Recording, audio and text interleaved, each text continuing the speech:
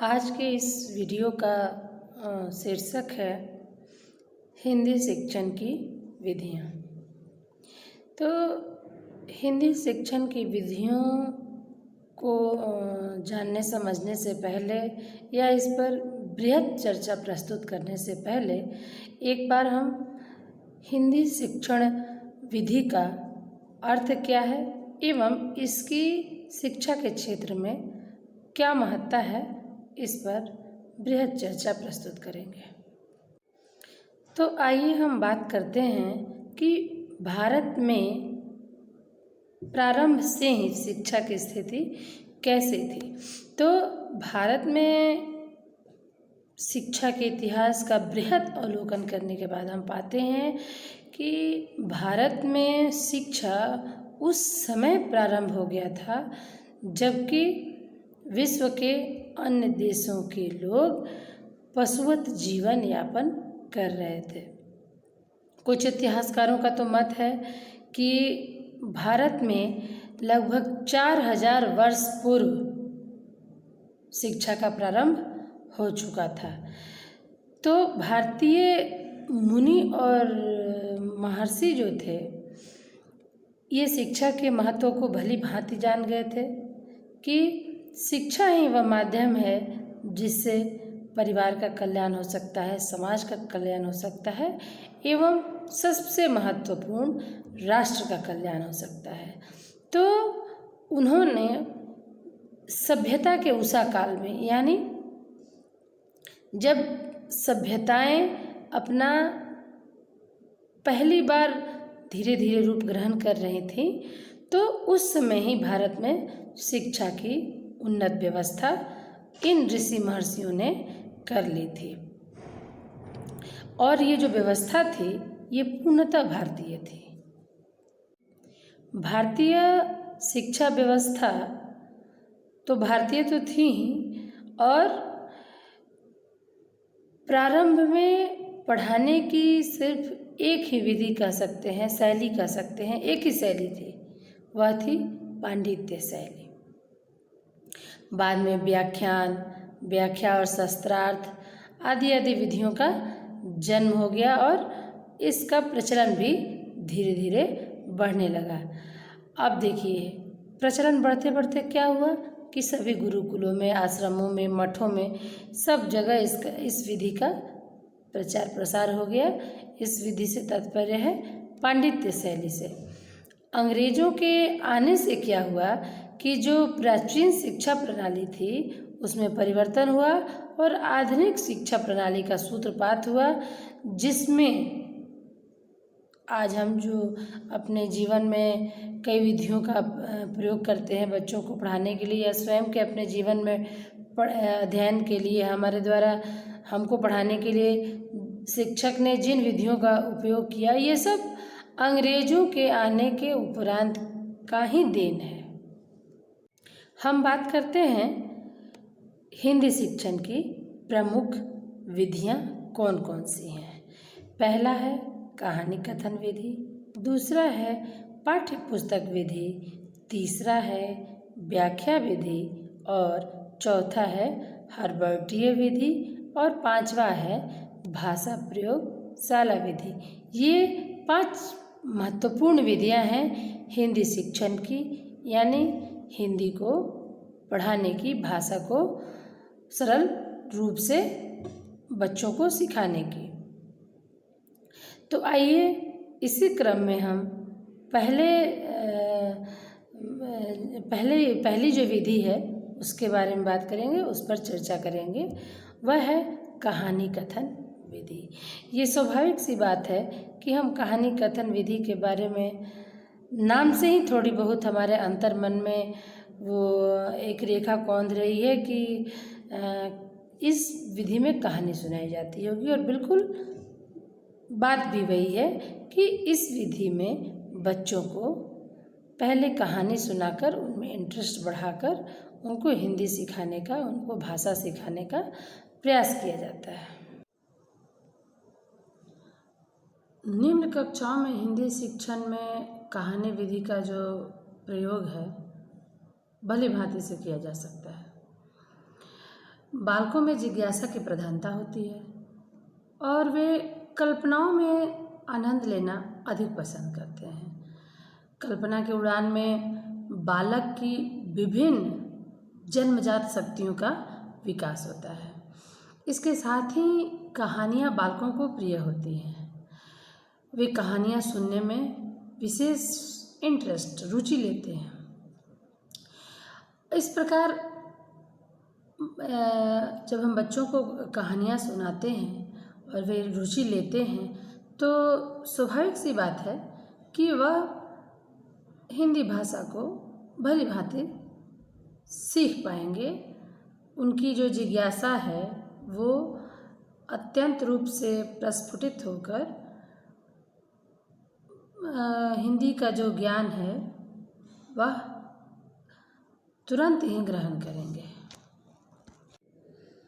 हिंदी का ज्ञान कहानी या कथन विधि के माध्यम से कराने की प्रक्रिया को ही कहानी कथन विधि कहा जाता है। कहानी कथन विधि के बारे में शिक्षा शब्द कोश में स्पष्ट रूप से कहा गया है कि कहानी के रूप में तथ्यात्मक सामग्री का प्रदर्शन ही कहानी विधि है। ये तो रहा कि कहानी कथन विधि क्या है। अब हम आते हैं कि कहानी कथन विधि की प्रक्रिया क्या है, यह कैसे संचालित होती है, यह इसके लिए शिक्षक जो है वह क्या क्या करता है। तो इसमें सबसे पहले क्या होता है कि एक शिक्षक जो है कोई कहानी छात्रों के अनुकूल उसका चुनाव करता है।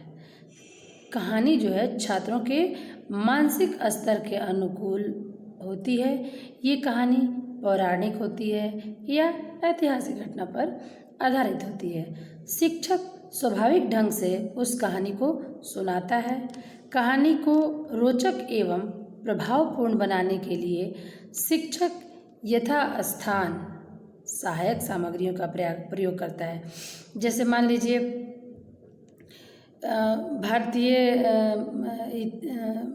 भारतीय वैभव या भारतीय विशेषताओं के बारे में जब शिक्षक अपनी कक्षाओं में पढ़ाता है तो प्राचीन पौराणिक भारतीय धरोहरों की पिक्चरों को दिखाता है, राजाओं के फोटो को दिखाता है, यानी उस पाठ से संबंधित विभिन्न सहायक सामग्रियों का यथास्थान शिक्षक प्रयोग करता है। इससे कहानी की विषय वस्तु रोचक बन जाती है और चित्र दिखाने से या फिर कोई और उससे रिलेटेड मॉडल बनाकर दिखाने से क्या होता है कि कहानी जो है रुचिकर बन जाती है। छात्र विशेष रुचि लेने लगते हैं और शिक्षक जिस विषय वस्तु को बच्चों को सिखाना चाहता है वह भली भांति सीख लेते हैं। इससे एक बात और भी होती है कि कहानी कथन विधि के माध्यम से जिस कहानी को शिक्षक प्रस्तुत करता है और उस कहानी से संबंधित सहायक सामग्रियों का प्रयोग करता है, उससे उस विषय वस्तु से संबंधित ज्ञान बच्चों के मन मस्तिष्क में अस्थायी रूप से अंकित हो जाती है। और अंत में क्या करता है, शिक्षक जो है छात्रों के अर्जित ज्ञान की जांच हेतु पाठ्यक्रम से कुछ प्रश्न भी पूछ लेता है। मान लीजिए जिस विषय वस्तु को शिक्षक ने क्लास में पढ़ाया है कहानी के कथन विधि के माध्यम से, तो उस विषय वस्तु को जानने के लिए कि बच्चे कितना सीखे हैं वह मूल्यांकन करता है, उसका टेस्ट लेता है, उसका मौखिक रूप से प्रश्न भी पूछ लेता है। इससे क्या होता है, ताकि शिक्षक अपने ज्ञान को स्थापित करने में सफलता हासिल करे। अब देखिए, अब हम आते हैं कि कहानी कथन विधि के जो गुण हैं वह क्या क्या हैं।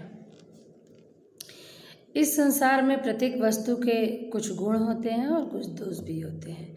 तो इसका पहला गुण है कि यह विधि निम्न स्तर के छात्रों के लिए विशेष उपयोगी है, क्योंकि ये स्वाभाविक सी बात है कि बड़े क्लास के बच्चे कहानी सुनना पसंद नहीं करते हैं। छोटी क्लास वाले जो बच्चे हैं कहानी में इंटरेस्ट अधिक लेते हैं। तो इसलिए हम कह सकते हैं कि यह विधि यानी कहानी कथन विधि जो है वह निम्न स्तर की कक्षाओं के लिए अत्यंत उपयोगी है।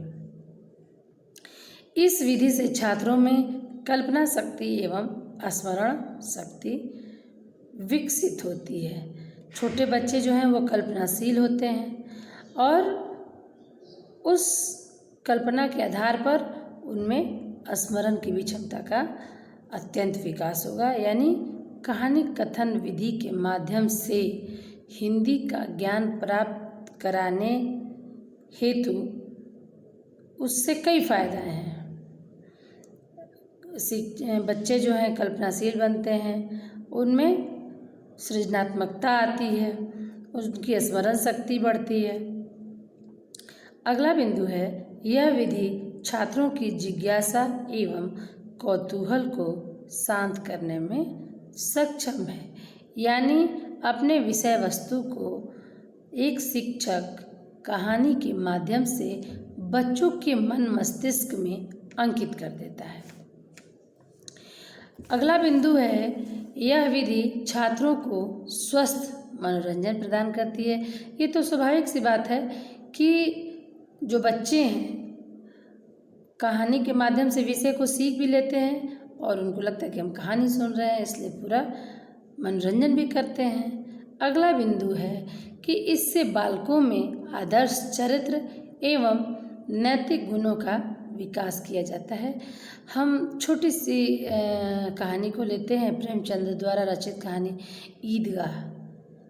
अब मान लीजिए ईदगाह को हम कक्षा में पढ़ाएंगे तो बच्चे हिंदी भाषा का ज्ञान तो ग्रहण करेंगे ही, और ईदगाह में छोटे चरित्र वाला बालक हामिद जो उस मासूम बचपना के उम्र में भी 3 पैसे इकट्ठा करता है मेला घूमने के लिए, परंतु जब वह मेले में जाता है तो वह हमने उस चिमटा को देखकर उसकी दादी के जले हुए हाथ याद आ जाते हैं, उसकी अम्मी के, और वह क्या करता है कि उस पैसे से चिमटा खरीद लेता है। तो अगर इस कहानी को हम बच्चों की कक्षाओं में प्रस्तुत करेंगे तो बच्चे में के अंदर जो है वो संवेदना का विकास होगा, भावुकता का विकास होगा, और उस इमोशन से, इस संवेदना से वो जुड़ेंगे अपने आसपास घर परिवार में। तो एक नई चीज़ का विकास होगा उनमें कहानी के माध्यम से। बच्चे कहानी के माध्यम से भाषा तो सहजता से सीख जाएंगे, परंतु उन संवेदनाओं का विकास जो कि एक मनुष्य में होनी चाहिए, उसका विकास कहानी के माध्यम से हो जाता है। तो नैतिक गुणों का विकास, आदर्श चरित्र का निर्माण बिल्कुल कहानी के माध्यम से स्वभावतः होते रहता है। बालकों में हिंदी के प्रति प्रेम एवं रुचि उत्पन्न की जा सकती है। बिल्कुल तरह तरह की कहानी, विज्ञान से संबंधित हो, इतिहास से संबंधित हो, नागरिकता से संबंधित हो, तरह तरह की कहानियों को जब हम सुनाएंगे तो बच्चों में विशेष रूप से हिंदी के लिए रुचि बढ़ेगी। अब इसके दोष क्या क्या हैं उसको भी एक नज़र देख लेते हैं। पहला है कि इस विधि में शिक्षण के अंतर्गत छात्र निष्क्रिय श्रोता बने बैठे रहते हैं। यानी शिक्षक जो है कहानी सुनाता है, अपने पाठ्य वस्तु को बताते हैं। इसमें छात्रों को चहलकदमी करने की अवसर नहीं आ पाती है। यह विधि बालकों में तर्क शक्ति को विकसित नहीं करती है। इसमें बालक अपने शिक्षक की बात पर बिना सोचे समझे ही विश्वास कर लेते हैं। इस विधि द्वारा शिक्षण में प्रतिभावान एवं प्रखर बुद्धि बालक कम रुचि लेते हैं, अतः इसमें अनुशासन की समस्या रहती है। मान लीजिए कोई तेज बच्चा है, कोई शिक्षक जो कहानी सुनाने जा रहा है उसको पता है, वो कहानी पहले ही पढ़ चुका है, उसका ज्ञान उसको पहले ही है, तो क्या हो जाता है, बच्चे इंटरेस्ट लेना बंद कर देते हैं। सारे बच्चे नहीं, कुछ बच्चे। तो जब कुछ बच्चे इंटरेस्ट नहीं लेंगे कक्षाओं में, तो स्वाभाविक सी बात है कि वह हल्ला गुल्ला बातचीत करेंगे, यानी क्लास को डिस्टर्ब करेंगे। तो क्या होगा, फिर वहाँ अनुशासन भंग होगा और टीचर को अपना क्लास लेने में समस्या उत्पन्न होगा। इस विधि द्वारा शिक्षण में अधिकांश शिक्षक लापरवाही के कारण विषय वस्तु के लिए अपेक्षित सहायक सामग्री का प्रयोग नहीं करते हैं। बिल्कुल, अब पाठ्य वस्तु से संबंधित, विषय वस्तु से संबंधित जो सहायक सामग्री है उसका निर्माण करना थोड़ा दुष्कर होता है। तो इस कारण से भी शिक्षक जो है वह उसका निर्माण नहीं कर पाता है, उसका प्रयोग नहीं कर पाता है।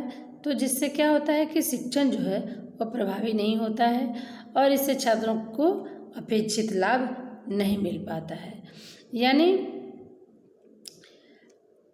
कहानी कथन विधि के माध्यम से अगर हम किसी भी कहानी का चयन करते हैं बच्चों को सुनाने के लिए, तो उस कहानी से संबंधित उसको प्रभावशाली बनाने के लिए, उसको अर्थपूर्ण बनाने के लिए हम सहायक सामग्रियों का निर्माण करते हैं, फिर उसका कक्षाओं में प्रस्तुतिकरण करते हैं। परंतु यह प्रक्रिया लेंदी होने की वजह से अधिकांशतः शिक्षक नहीं कर पाता है।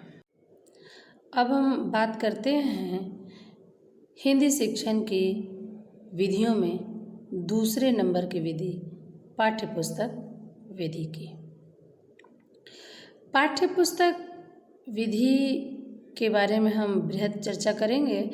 तो वर्तमान युग की जो शिक्षा है वह पुस्तकीय हो गई है, यानी ज्ञान के जो सभी तथ्य हैं वह पुस्तकों में ही समाहित हैं और इस तरह से पाठ्य पुस्तकों को काफ़ी लोकप्रियता भी हासिल हुई है। तो हिंदी शिक्षण में भी पाठ्य पुस्तक विधि बहुत प्रचलित है। तो इसमें क्या है कि कक्षा के अनुसार विषय वस्तु शब्दावली का उचित वर्गीकरण करके हिंदी का जो है पाठ्य पुस्तक तैयार किया गया है। कक्षा स्तर के अनुसार विषय वस्तु और शब्दावली का उचित वर्गीकरण किया जाता है और फिर उसके अनुसार पाठ्य पुस्तक का निर्माण किया जाता है। इनमें क्या होता है कि सबसे पहले वर्णमाला, पदों, सरल वाक्यों और अंत में अनुच्छेदों को प्रस्तुत किया जाता है।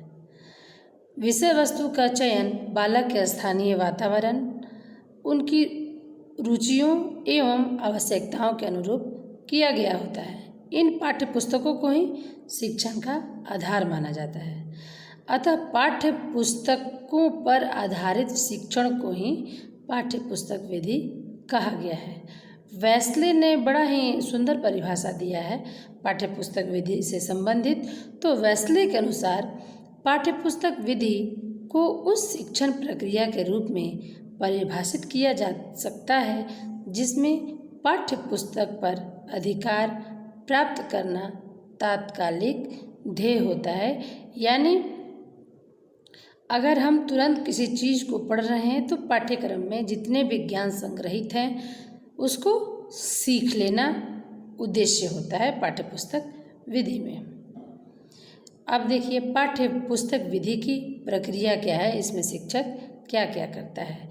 तो इसके अंतर्गत किसी पाठ या प्रकरण का छात्रों को ज्ञान कराने के लिए शिक्षक प्रस्तुत पाठ का आदर्श वाचन करता है, फिर उसके बाद अनुकरण वाचन कराता है, फिर इसका अभ्यास कराकर शुद्ध उच्चारण कराने का प्रयास करता है। यानी जब हम लेसन प्लान बनाते हैं तो उसमें भी देखते हैं कि सबसे पहले शिक्षक जो है आदर्श वाचन करता है, उसके बाद छात्र जो है अनुकरण वाचन करते हैं और शिक्षक जो है अनुकरण वाचन के माध्यम से काठिन्य निवारण करता है, उच्चारण संशोधन करता है। इस तरह की तमाम कठिनाइयाँ जो है उसको समाप्त करता है। तो हिंदी को महत्वपूर्ण वाक्यों, अनुच्छेदों आदि में समझाया जाता है।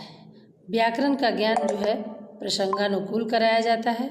पाठ समाप्त हो जाने के पश्चात व्याकरण से संबंधित अभ्यास आदि कराए जाते हैं। इस प्रकार छात्रों को विषय वस्तु का समुचित ज्ञान हो जाता है। मान लीजिए जैसे हम कोई चैप्टर पढ़ा रहे हैं तो बीच बीच में आपका अलंकार दिखाई देने लगता है, उसके बारे में स्पष्ट ज्ञान कराया जाता है बच्चों को। मुहावरे आते हैं, कहावतें आती हैं। तो इस तरह की बातें, मतलब ग्रामर से व्याकरण से संबंधित जितने भी ज्ञान हैं वो प्रसंगानुकूल पाठ पढ़ाने के दौरान ही, पाठ्य पुस्तक पढ़ाने के दौरान ही कराया जाता रहता है, ताकि पाठ्य पुस्तक विधि के माध्यम से छात्रों को हिंदी का ज्ञान स्पष्ट रूप से कराया जा सके। अब देखिए, पाठ समाप्त हो जाने के पश्चात अभ्यास कराया जाता है।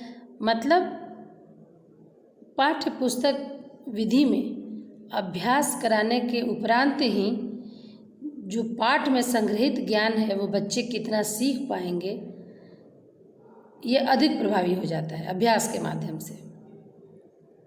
और एक प्रकार से उनका मूल्यांकन भी हो जाता है कि वो कितना सीख पाए हैं। इस प्रकार पूरी प्रक्रिया में छात्रों को विषय का पूर्ण ज्ञान हो जाता है। आइए अब हम बात करते हैं पाठ्य पुस्तक विधि के गुण क्या क्या हैं। तो नंबर 1 बिंदु है कि यह ज्ञानार्जन की मितव्ययी विधि है, मतलब इस पर खर्च कम होता है। दूसरा है, यह विधि छात्रों को स्वाध्याय हेतु प्रोत्साहित करती है। कई बार हम देखते हैं कि स्कूल से या फिर कोई शिक्षक अपने विद्यार्थी को एक चैप्टर पढ़ने के लिए देता है और वो एक चैप्टर के साथ साथ कई चैप्टर्स को भी पढ़कर आता है और उन चैप्टर्स के बारे में अपने शिक्षक को बखूबी बताता है, समझाता है। तो बच्चों को स्वाध्याय हेतु प्रोत्साहन भी मिला। नंबर 3 है, यह विधि छात्रों में विषय के प्रति रुचि उत्पन्न करती है। नंबर 4 है, इससे स्मरण शक्ति विकसित होती है।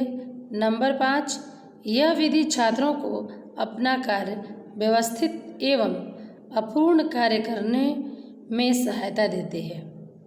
मान लीजिए क्लास में क्या होमवर्क मिला है, अगर बच्चा कुछ लिख लेता है, फिर पाठ्य पुस्तक के माध्यम से उसको असली रूप प्रदान करता है, उचित रूप प्रदान करता है। यह विधि उच्च स्तर के छात्रों के लिए विशेष उपयोगी है। छात्रों को अभ्यास हेतु यह विधि पर्याप्त अवसर प्रदान करती है। नवीन शब्दों एवं सूक्तियों का ज्ञान हो जाने से छात्रों के शब्द भंडार में वृद्धि होती है।